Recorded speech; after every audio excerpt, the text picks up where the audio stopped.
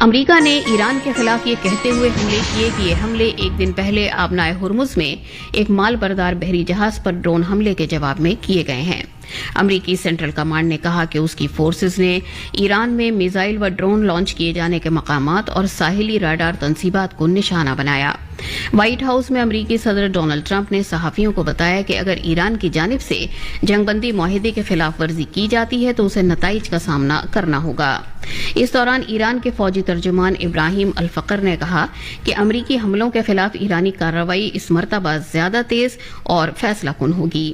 Social media پر سلسلے وار posts میں الفقر نے کہا کہ ایران جوابی کارروائی کے لیے مناسب وقت اور جگہ کا انتخاب کرے گا۔ امریکی وزیر خارجہ مارکو روبیو نے دیرپا امن و سلامتی کے قیام کے مقصد سے اسرائیل اور امریکہ کے درمیان امریکی ثالثی پر مبنی معاہدے کے فریم ورک کا اعلان کیا ہے۔ مجوزہ سمجھوتے میں جنگ بندی اور جنوبی لبنان سے حزب اللہ دستوں کو ہٹایا جانا اور اس کے سبھی حملے روکنا شامل ہے۔ سمجھوتے کے خاکے کا اعلان کرتے ہوئے جناب روبیو نے اس معاہدے کو استحکام کی بحالی کی جانب پہلا قدم قرار دیتے ہوئے کہا کہ یہ پیش رفت چیلنج سے بھری ہے، تاہم اس وقت اتنی ہی ناگزیر ہے۔ وینزویلا میں 2 طاقتور زلزلوں میں مرنے والوں کی تعداد 920 تک پہنچ گئی ہے اور تقریباً 3300 افراد زخمی ہوئے ہیں۔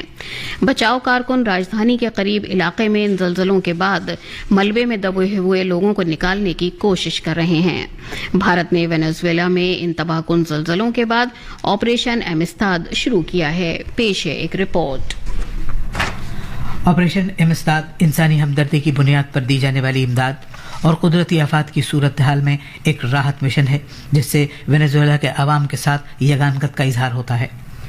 وزارت خارجہ نے ایک بیان میں کہا کہ اس کارروائی کے تحت بھارتی فضائیہ کے 2 C-17 گلوب ماسٹر طیارے کل وینزویلا بھیجے گئے تھے۔ یہ طیارے انسانی ہمدردی کی بنیاد پر راحت کا سامان لے کر گئے ہیں، جن میں بچاؤ ٹیم کے 41 ارکان بھی ہیں۔ وینزویلا کی عارضی صدر ڈولسی روڈریگز نے زلزلوں کے بعد بھارت کی یگانگت کا اعتراف کیا ہے۔ انہوں نے کہا کہ یہ کارروائی مشکل گھڑی میں بھارت اور وینزویلا کے عوام کے درمیان تعاون کے جذبے کی حامل ہے۔ مردوں کے FIH پرو لیگ ہاکی میں کل رات لندن کے Lee Valley hockey and tennis centre میں کھیلے گئے میچ میں بھارت نے پاکستان کو 7-1 سے ہرا دیا۔ پاکستان کے کھلاڑی ابو بکر نے ایک پینلٹی کارنر کو گول میں تبدیل کرتے ہوئے پاکستان کو پہلے کوارٹر میں 1 گول کی سبقت دلائی۔ اس کے بعد بھارت کی طرف سے الگ الگ کھلاڑیوں نے کل 7 گول کیے۔ اب کل بھارت کا مقابلہ انگلینڈ کے ساتھ ہوگا۔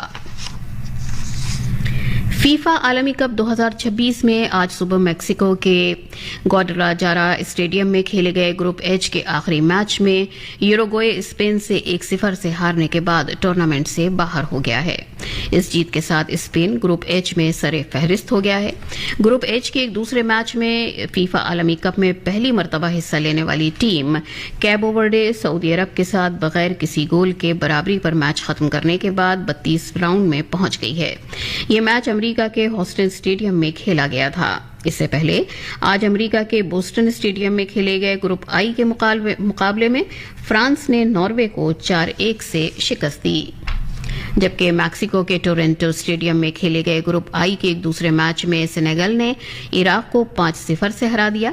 اس جیت کے ساتھ سینیگل 32ویں راؤنڈ میں داخل ہو گیا ہے۔ مردوں کے کرکٹ میں کل رات بیلفاسٹ میں کھیلے گئے 2 T20 بین الاقوامی میچوں کی سیریز کے پہلے میچ میں آئرلینڈ نے بھارت کو 34 رن سے ہرا دیا۔ کرکٹ کے کسی بھی طرح کے فارمیٹ میں آئرلینڈ نے بھارت پر یہ پہلی جیت حاصل کی ہے۔ جیت کے لیے مقرر کیے گئے 183 رن کے نشانے کو حاصل کرنے میں بھارت کی ٹیم ناکام رہی اور ایک اور اوور باقی رہتے ہوئے پوری ٹیم 148 رن کے سکور پر آؤٹ ہو گئی۔ سیریز کا دوسرا اور آخری 20 میچ آج کھیلا جائے گا۔ بھارتی محکمہ موسمیات نے ذیلی ہمالیائی مغربی بنگال، سکم، آسام اور میگھالیہ میں آج شدید سے بہت شدید بارش کی پیش گوئی کی ہے۔ محکمے نے بہار، چھتیس گڑھ، کونکن، گوا، ساحلی آندھرا پردیش، ساحلی کرناٹک، تمل ناڈو، پدوچیری، کیرلا، ماہے اور شمالی مشرقی بھارت میں بھی شدید بارش کا امکان ظاہر کیا ہے۔ موسمیات کے محکمے کے مطابق مشرقی اتر پردیش میں شدید گرمی کے حالات جاری رہنے کا امکان ہے۔ اس دوران مغربی اتر پردیش کے کچھ علاقوں میں آج شدید گرم لہر کی صورتحال برقرار رہے گی۔ پاکستان کی سہولت کاری کے ذریعے بحری جہاز لینور ڈیونا کے ایرانی عملے کے 22 ارکان بحفاظت کراچی پہنچ گئے ہیں، جنہیں حال ہی میں امریکی حکام نے روک لیا تھا۔ نائب وزیر اعظم اور وزیر خارجہ اسحاق ڈار نے ایکس پر اپنی پوسٹ میں اس بات کا اعلان کرتے ہوئے کہا کہ پاکستان میں ایرانی سفارتی مشنوں کے تعاون سے بحری جہاز کے عملے کی جلد اور محفوظ وطن واپسی کے انتظامات کو حتمی شکل دی جا رہی ہے۔ انہوں نے کہا کہ اس پورے عمل کے دوران پاکستان امریکی اور ایرانی حکام سے مسلسل رابطے میں رہا۔ اسحاق ڈار نے کہا کہ گزشتہ 2 ماہ کے دوران یہ ایرانی عملے کا چوتھا گروپ ہے جس کی وطن واپسی میں پاکستان نے سہولت فراہم کی ہے۔ انہوں نے کہا کہ اب تک پاکستان نے اپنی سرزمین کے ذریعے 70 سے زائد ایرانی بھائیوں کی اپنے وطن واپسی میں مدد کی ہے۔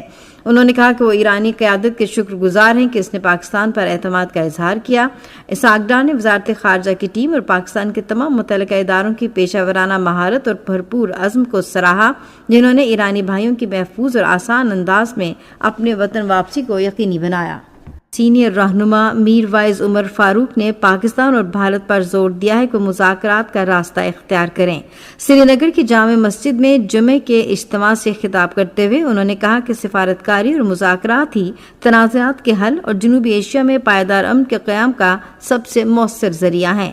میر وائز نے کہا کہ بھارت اور پاکستان پرامن تعاون اور باہمی مفاہمت کو فروغ دینے کی خصوصی ذمہ داری عائد ہوتی ہے۔ انہوں نے کہا کہ کئی دہائیوں سے جاری سیاسی کشیدگی اور تصفیہ طلب مسائل نے اس خطے کو اپنی معاشی اور انسانی صلاحیتوں سے بھرپور فائدہ اٹھانے سے محروم رکھا۔ انہوں نے خطے کی سیاسی قیادت پر زور دیا کہ وہ پائیدار امن، استحکام اور عوام کے مفاد میں مذاکرات اور تدبر کا مظاہرہ کرے۔ غزہ کے وسطی علاقے میں ایک گاڑی پر اسرائیلی حملے کے نتیجے میں کم از کم 3 فلسطینی شہید اور متعدد زخمی ہو گئے ہیں۔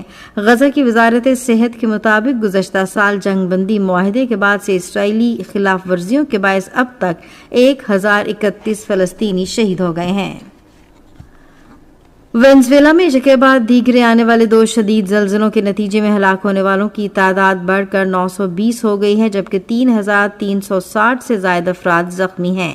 بین الاقوامی امدادی اور ریسکیو ٹیمیں بھی وینزویلا میں زندہ بچ جانے والوں کی تلاش کے ہنگامی آپریشن میں شامل ہو گئی ہیں، جہاں اب بھی متعدد افراد منہدم عمارتوں کے ملبے تلے دبے ہوئے ہیں۔ بصارت اور سماعت سے محروم افراد کا عالمی دن آج منایا جا رہا ہے۔ یہ دن معروف مصنفہ ہیلن کیلر کی سالگرہ کی مناسبت سے منایا جاتا ہے، جو نابینا اور بہرے افراد کی برادری کی نمایاں شخصیات میں شمار ہوتی ہیں۔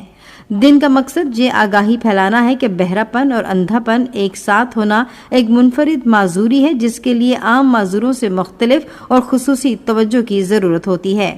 اس دن کی مناسبت سے دنیا کو یہ پیغام دیا جاتا ہے کہ بصارت اور سماعت سے محروم افراد معاشرے کا لازمی حصہ ہیں، جنہیں نظر انداز نہیں کیا جا سکتا۔ جون کے آخری ہفتے کو نابینا اور بہرے پن سے آگاہی کے بین الاقوامی ہفتے کے طور پر بھی منایا جاتا ہے۔ محکمہ موسمیات کی پیشگوئی کے مطابق آئندہ 12 گھنٹوں کے دوران ملک کے بیشتر حصوں میں موسم زیادہ تر گرم اور خشک رہے گا۔ آج صبح ریکارڈ کیا گیا بعض بڑے شہروں کا درجہ حرارت: Islamabad 27 degree centi grade, Lahore 30، Karachi 29، Peshawar 26، Quetta 22، Gilgit 17، Murree 16 اور مظفر آباد نے 21 ڈگری سینٹی گریڈ ریکارڈ کیا گیا۔ سری نگر، جموں، لیہ، پلوامہ، اننت ناگ، شوپیاں اور بارامولہ میں مطلع جزوی طور پر ابر آلود اور موسم خشک رہے گا۔ آج صبح ریکارڈ کیا گیا درجہ حرارت: سری نگر، اننت ناگ اور بارامولہ میں 19 ڈگری سینٹی گریڈ، جموں 28، لیہ 5، پلوامہ اور شوپیاں 18 ڈگری سینٹی گریڈ ریکارڈ کیا گیا۔